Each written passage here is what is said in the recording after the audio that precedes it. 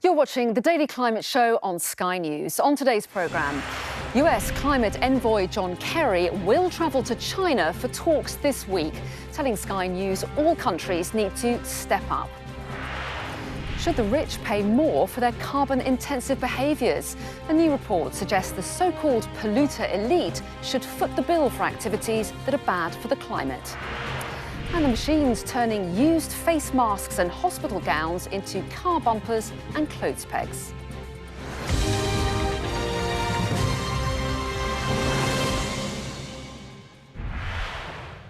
Hello and welcome to the UK's only daily climate news show, where we track the changes happening to our world right now and meet those coming up with the solutions. This show aims to take you to the heart of the climate crisis, explain the data driving the changes that are already affecting us, but also show you just how far we've come.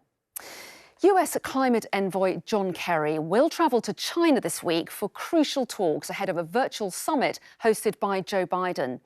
China is the world's biggest polluter, but has yet to say if it'll attend the Earth Day event next Thursday. But speaking to Sky's Sophie Ridge, Mr. Kerry said the climate crisis is an unbelievable monument to the need for multilateralism and called on all countries to step up. The US is responsible for up to 15% of emissions. China is responsible for 30%. Some of our viewers might be thinking, is it really going to make a difference if people in the UK eat less meat or cycle more when you consider these colossal emissions coming out of the US and China? Of course it makes a difference, because every country has to join this effort. As I said a moment ago, no one country, no one entity like the EU can solve the problem. This is an unbelievable monument, the climate crisis, to the need for multilateralism. We have been in touch with China. I've talked to my counterpart a number of times. We recognize that China, nearly 30% of the world's emissions, is essential to resolving this crisis. And our hopes are that China is prepared to assume responsibility as we are and as other nations are. This is not a moment where any nation can not step up to raise the ambition that Paris envisioned. And what we're doing now is not something that we've instigated particularly. It's the automatic follow-on to the Paris Agreement. Our climate change correspondent Lisa Holland joins me now. So Lisa, John Kerry is going to China. So just how significant is that? Well, Anna, it's hugely significant because the world's worst polluters, the United States and China, quite simply have to come together on this issue. It says a great deal that John Kerry is the first and highest profile official from the Biden administration to be dispatched to China to hold these kinds of talks. It says a lot about how important climate change is to the new US administration. Now, we think that he will go there in the course of the next week or so to discuss China's global ambitions when it comes to the climate. Remember that China has said that it plans to go carbon neutral by 2060, but there's still a huge amount of questions about how China plans to do that and exactly where it plans to reduce those emissions and make those cuts. Questions too over exactly what America plans to do its bit in helping to reduce global emissions.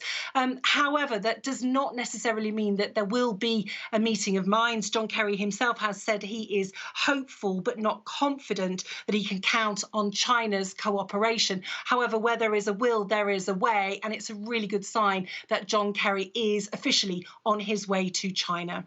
Lisa, thank you.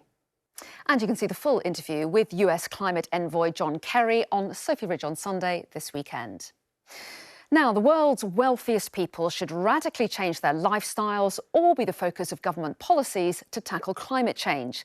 The Cambridge Sustainability Commission says it's time for fairer economies where the richest reduce their emissions and the poorest are allowed to develop.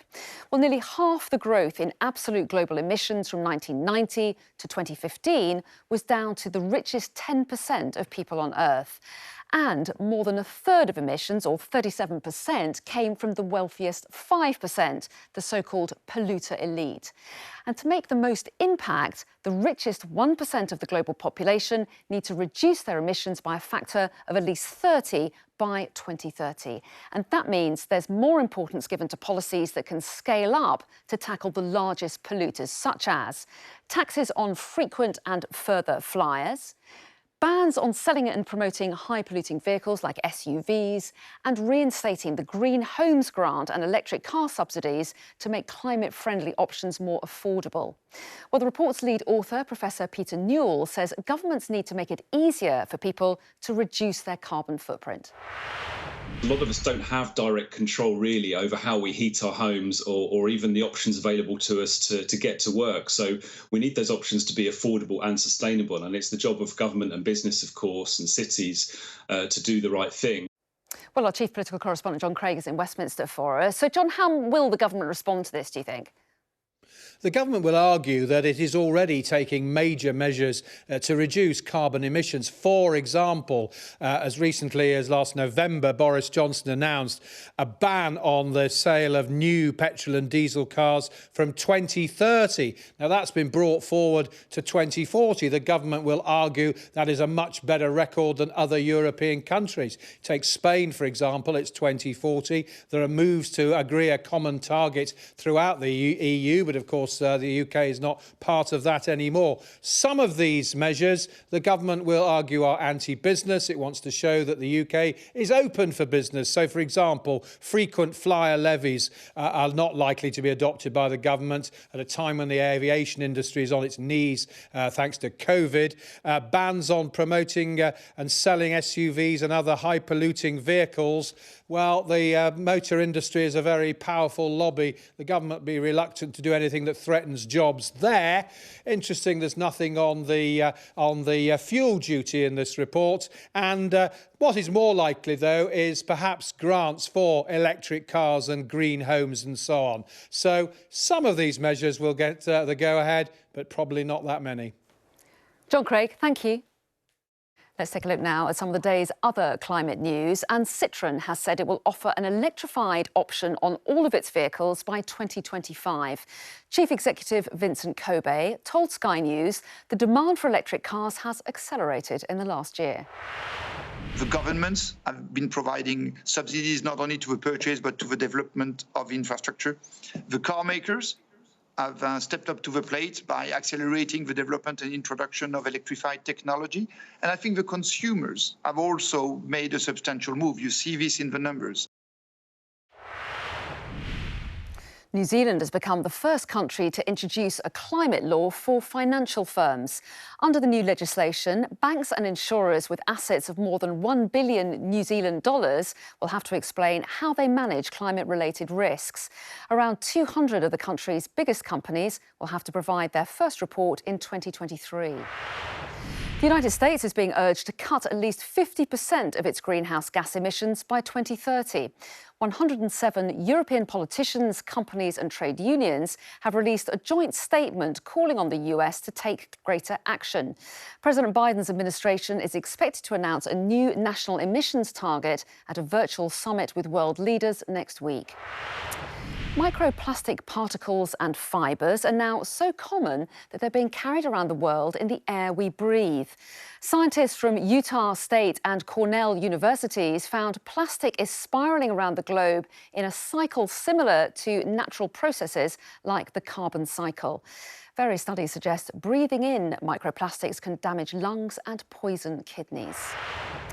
And nature charity Plant Life is urging people to take part in a cowslip survey to help monitor how healthy the UK's wildflower meadows are. It's part of a European study which looks at the centre of the flower and records which type of cowslip it is. The charity says in a healthy field there should be a 50-50 ratio of the two types.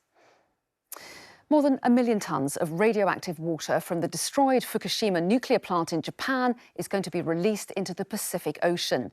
The decision's been widely criticised by neighbouring countries as well as local fishermen and residents. Here's why the decision is so controversial.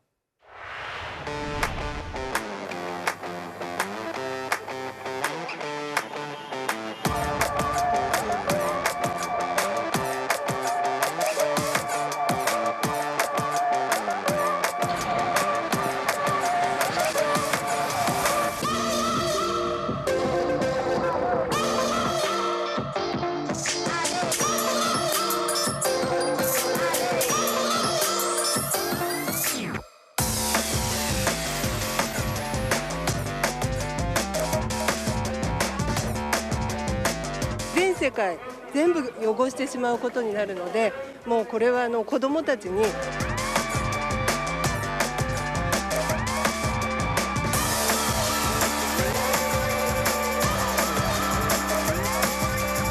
这种做法极其不负责任。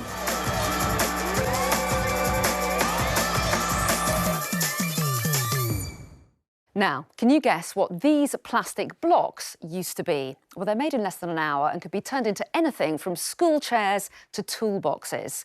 And they're made out of used PPE.